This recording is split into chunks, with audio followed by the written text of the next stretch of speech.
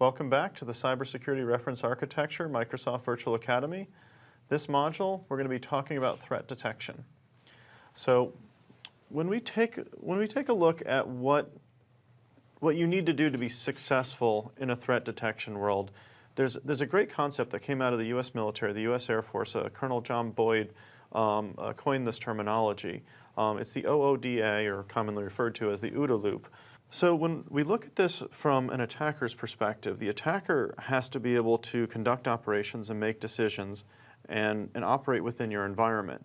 And it takes them a while to go through this observe, orient, decide, act. They have to see what's going on. They have to be able to understand what's going on and what their options are.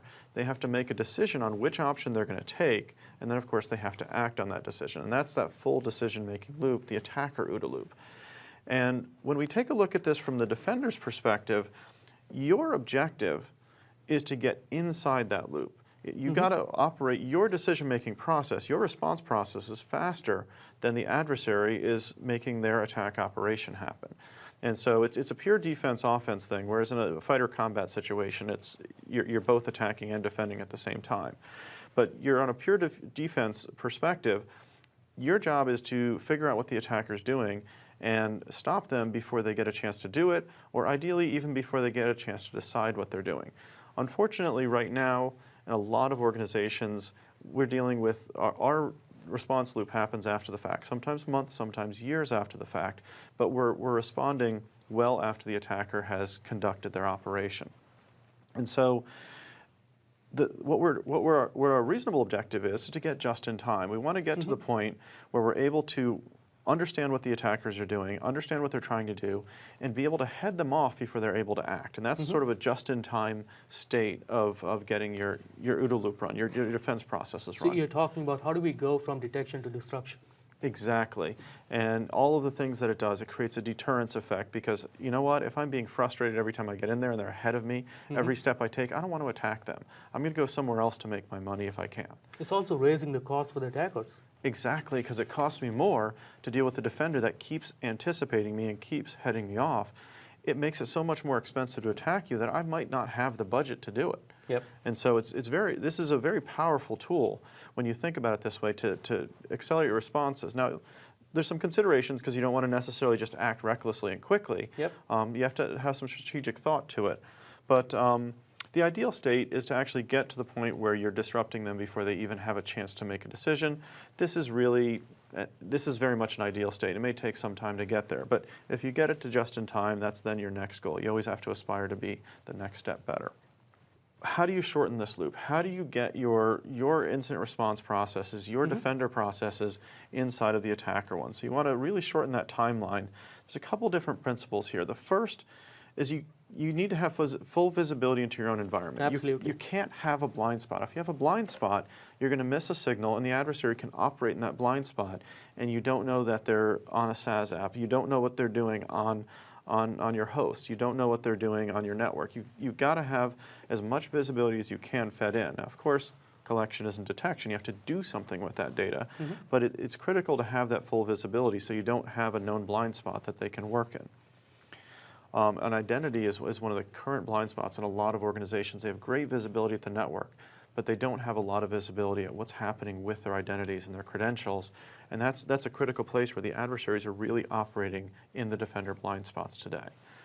So the next step here, and this is a principle that instantiates in a couple different ways. You need to reduce manual steps and manual errors. The more steps I have to physically take, I have to click on, I have to look at, I have to search for, the slower I am.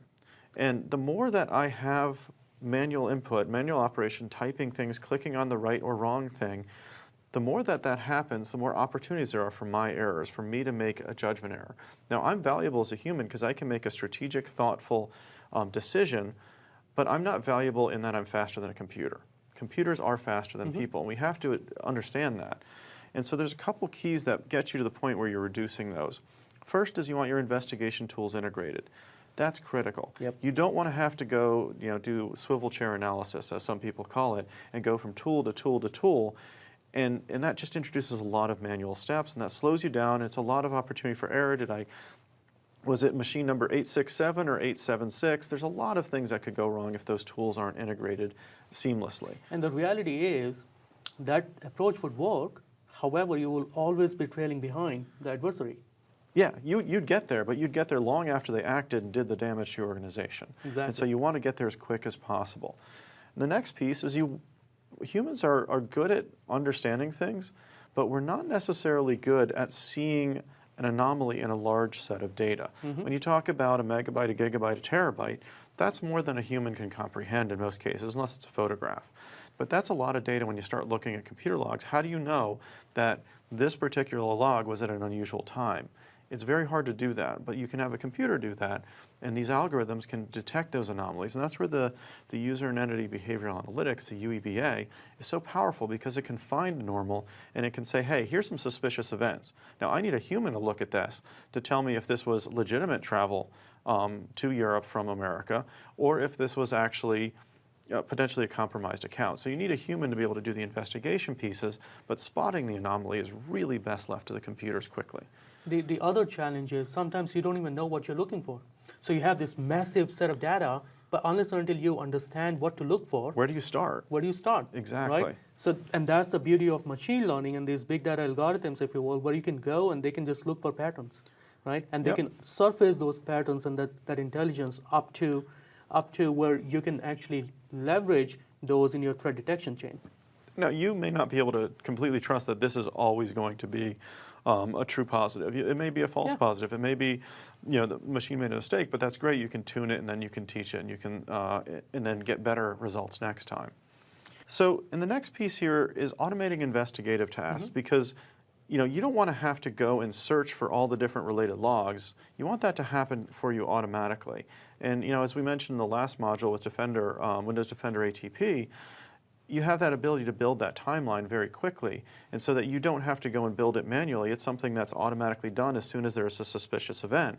And that allows an investigator to look and say, hey, now that I see this, I think I want to go down and look at other instances of this file. I want to see what email this came from. I want to go and look at all those things. And the more that that's automated, that allows the investigators to respond much more quickly and get to a decision faster than the adversary can move.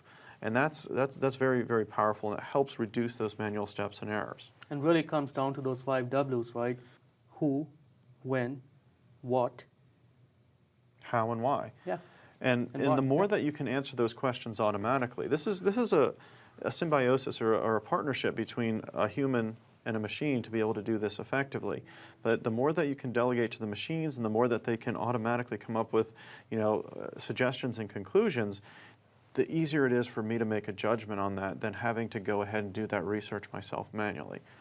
And then, of course, depending on the volume of attacks that you see in your organization, there may be a long space between them. So the more that you can exercise your processes and go through an incident response exercise and test that, whether it's a tabletop exercise or a technical one, the better your folks are going to be at doing it. You need to make sure that they've got these skills that are fresh.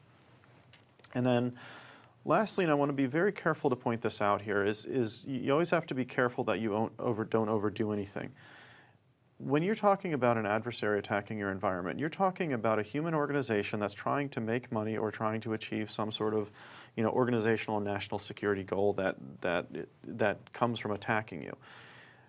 You always have to be very thoughtful and careful that I may want to be able to respond and investigate quickly, but I might not necessarily want to kick them out quickly. You might want to take a moment, if you don't know anything about them, what they're after, to learn what are they trying to get to. Is it a particular design? Is it a particular piece of data? Because if you understand that, you're going to understand what they're likely to do next and where you should look at and which alerts are more interesting than others. So sometimes it's better to actually watch the adversary, see what they're trying to get to, and understand their goal. And that helps you respond to not only this attack, but the next attack better. Sometimes you don't want to just blindly kick them out. And so it's just something to consider as you go through in your threat detection, threat management processes. So it's intelligently playing with the adversary.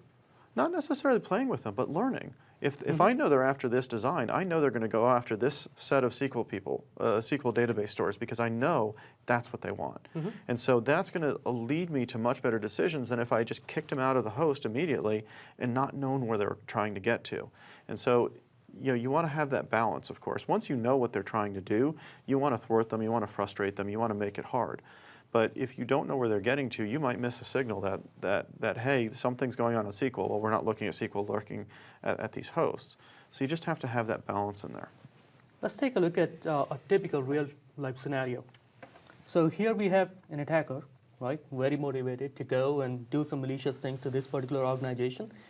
And we have talked about, they may use a range of different techniques, so whether it's phishing, other sort of credential theft to get that first foot into the organization. Yep. Now, once they are there, they're going to move laterally, right? So this is where we talked about attacks such as pass the hash, pass the ticket, and other forms as to gain more and more privileges in that particular organization.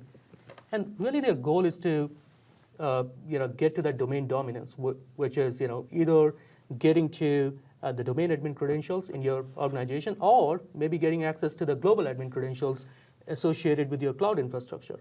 Yeah. Once they are there, they can go anywhere, right? So they can go here and do malicious things in the cloud for you, or do malicious things in your on-premises organization. It's a shortcut to all their objectives, yep.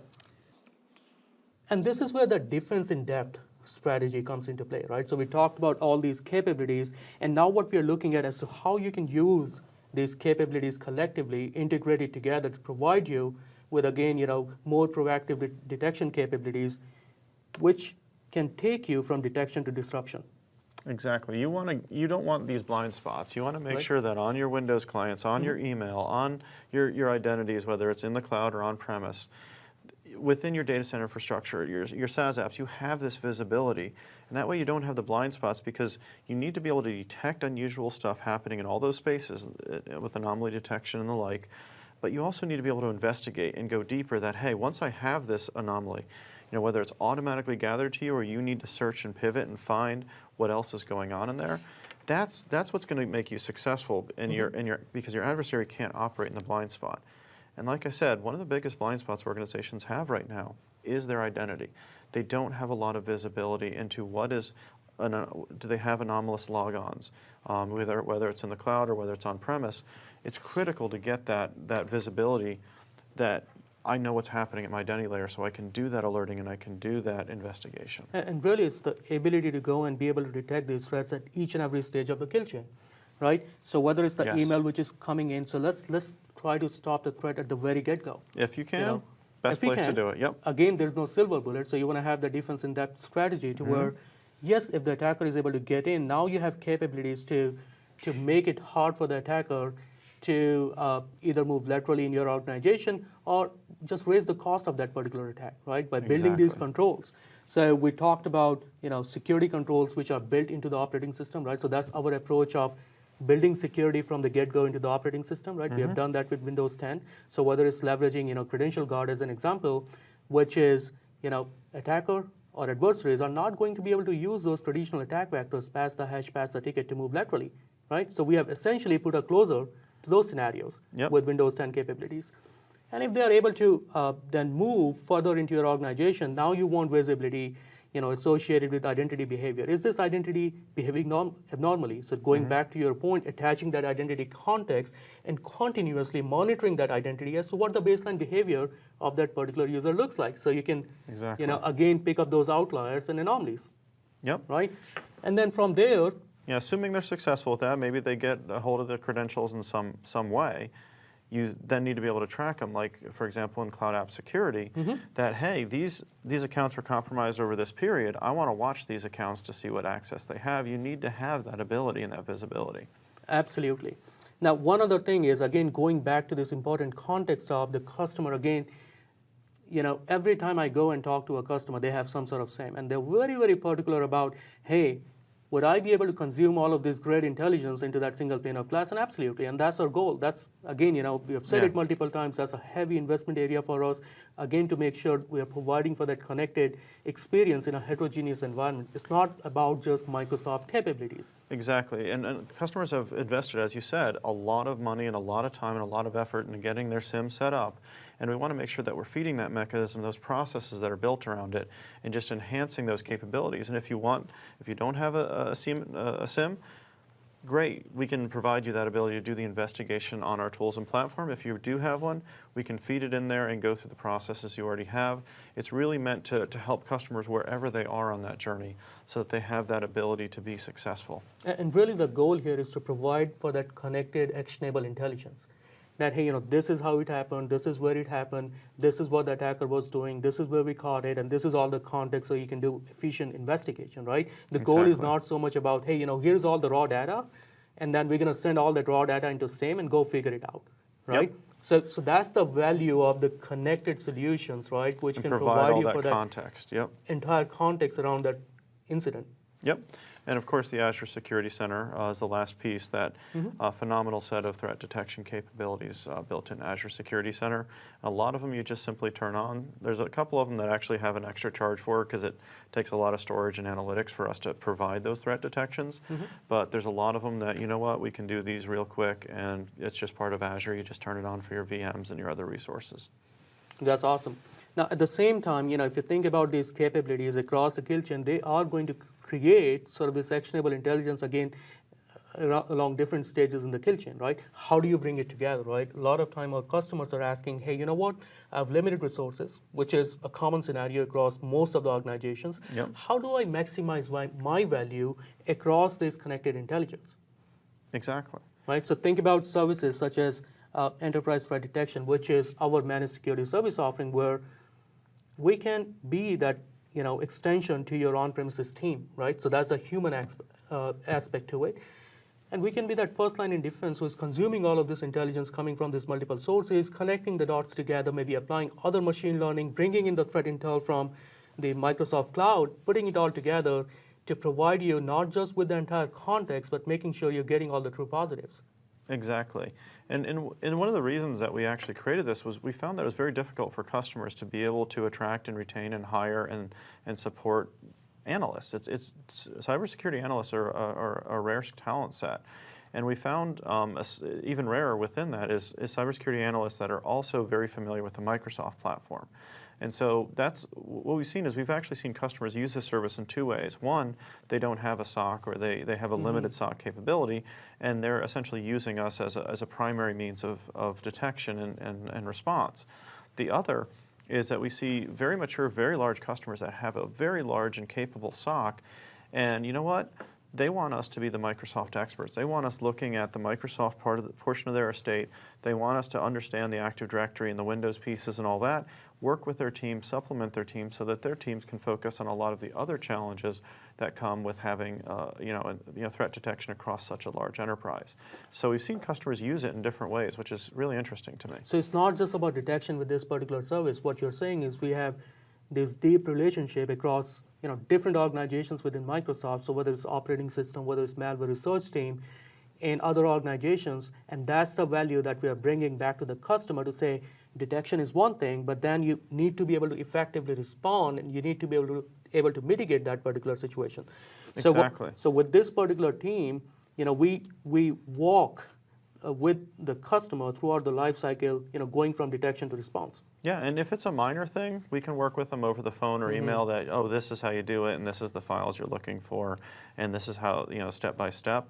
And for some of them, when it's a significant incident and it's, kind of that domain domination you mentioned earlier, where, we're going to need some experts on the ground. We have that incident response capability that customers can engage directly, or the enterprise threat detection folks can light up as well, so that customers get what they need to get that response going, to get that recovery going, and get back to good. Mark, one more question. So, we talked about sort of detection-based approach. We detect something, we work with the customer to remediation, and so on and so forth. Yes. Can the customer actually reach out to us and say, hey, you know what, I found something, I need some help? Absolutely. So we have our, essentially phone support options, which is, we have a lot of security experts that are available over the phone from that perspective. And then we also have that on-site team. And the interesting thing that a lot of organizations don't realize is effectively our incident response services are on retainer to them if they have a premier support contract, because That's a great point. and it just makes all of these things available. So if the customer wants to light that up, they want to have our full-time on-site team come in and do that, or if they want to get some phone support on an unusual security incident, they're absolutely welcome to call us up, and then essentially we're already on retainer to them for those services. So that's really the reactive part of it, right? So let's focus for a little bit on the proactive part. Yes. So if you think about it, most of the organizations are doing some sort of vulnerability assessment, pen testing, and maybe other things on a periodic basis. Maybe Yep. they're doing it every 6 months or every year, whatever the case is. What is it that those organizations can do, or where is it that we can help them proactively go and take a comprehensive look at their environment and see if there are any APT or malicious actors in their environment? So you mentioned pen tests, and one thing I want to be clear on is there's two questions that organizations really should be focusing on answering, which is one, am I vulnerable? Is there a way that someone could take over my environment? That's the potential. And the second question, that's where the pen testers and the penetration tests and similar activities, red teams for the larger organizations, that really answers that question, answers it well. The second question is, am I compromised now? Do I have an adversary with presence and control within my environment today?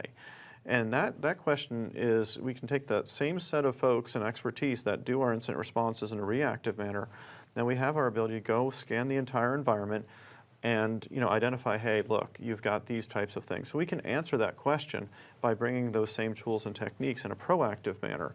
And it's not testing can they get in, it's have they gotten in. And it's a very powerful capability. A lot of customers really like that compromise assessment piece of what we call our PADS, or Persistent Adversary Detection Service offering. So what I'm thinking, this is something that the customer should be doing on a periodic basis, right? To get, again, this is a baseline. Hey, am I compromised, right? Yeah. The fact that today you're healthy does not mean that tomorrow you're gonna be healthy, right? So it has to be part of that routine. So whether every 6 months our customers are leveraging this particular service to proactively look at their environment to make sure everything's healthy. Yeah, we've seen a number of customers that take that exact same aligned reasoning that you mentioned, which is, I want to have you guys check me out every 6 months. And we've even seen some organizations use it as a business advantage. They say, you know what? You want to hire our X capability in our X firm because every 6 months we have the best team from Microsoft come through and do a check of our environment. We are constantly doing a health check of our environment to make sure we're in a good place, that we don't have nation-state adversaries or whatever you're worried about. And they've actually used this as a competitive advantage against the other organizations in their industry, which I thought was very insightful and very forward-thinking. How about mergers and acquisitions? Hey, if you want to check and see if you're going to be bringing some unwelcome visitors when you purchase a company and you're integrating their IT, another great opportunity to do this kind of hunt operation. Especially before you connect all those identities together, right? Yes, ideally, yes, yes, very much before. So far we have talked about detection, right? Yes. And we have talked about all these different capabilities across the entire kill chain, providing you with very good visibility into what is going on in your environment and where the threats might be. Fair? So I call that detection. Now, we also talked about that there's a need to go from detection to disruption. So let's take a look at how we can help our customers go from detection to disruption. So here's the power of connected capabilities, and I'll give you an example. So, and we have talked about all of these different capabilities going from Office 365 ATP to Windows ATP to ATA. Think about a scenario. Let's say there's a USB drive which was plugged into a desktop, right? And the desktop was infected that way. It's very likely that Windows Advanced Threat Protection would detect that particular malicious behavior, right? Would report on it. So that's one thing. Yes, we went ahead and detected that. Now, it's also possible that the same binary or the same malicious payload was received by few users via email. Yeah, and it was only detected in one place. So how do you connect it together to again get that comprehensive value back as an organization, right? So what we are doing is, when we go and detect something with Windows ATP, we're going to send a signal back to Office 365 ATP. We're going to say, you know what? This is the signature, whether it's a hash, other characteristics of that particular file based on our detection. We're going to send all that signal back to Office 365 ATP and say, go scan that particular tenant and see if any other users have received that particular malicious payload in the email. Who else was part of this spear phishing campaign, Right. basically? So it's very possible that there may be 3 users here who were But part only of one that. of them clicked on it, executed, and got detected, and the other 2, it just hasn't been opened yet. Exactly. So this service actually on the back end can go and scan the entire tenant and say, okay, well, there are 2 more users, right, who have received this particular malicious attachment. They haven't opened it up yet. Let's just go and remove that malicious attachment from their inbox. Clean it up before they ever click on it. So that's very powerful, right? Again, going back to enhancing the user experience, enhancing their productivity, we did all of that in the back end. And the only reason we are able to do that is by connecting these services together, right? And that's where that integration, it shortens your OODA loop, and it also allows you to improve your business experience. And that really allows you to go from the detection to disruption. And that's just one example, right? So we're going to continue to invest in sort of connecting more and more of our capabilities together, because we believe that is the only way to go to disruption and making sure we can proactively stop those attackers before they become an issue in your environment. Exactly. So in our next module, we'll be talking about server and Azure security and how those elements in the reference architecture can help you with your security strategy. Thank you. Thank you.